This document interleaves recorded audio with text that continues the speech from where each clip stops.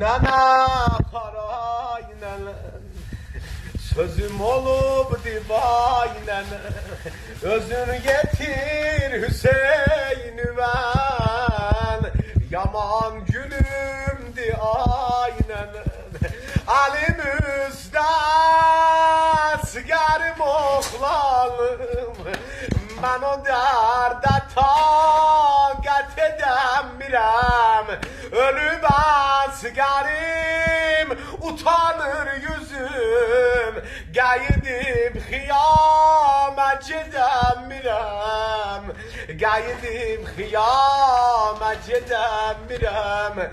Dedi nenen, gör ne hava özün təşbihli anasına bakın.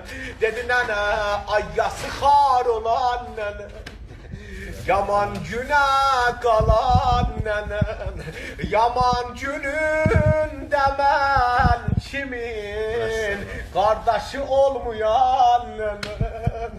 Dedi nene, ölü ben sigarim döze bülmürem, ne belalıdır başım aynen, elə bil dubara ölüb benim uca boylu kardeşim aynen, uca boylu kardeşim aynen.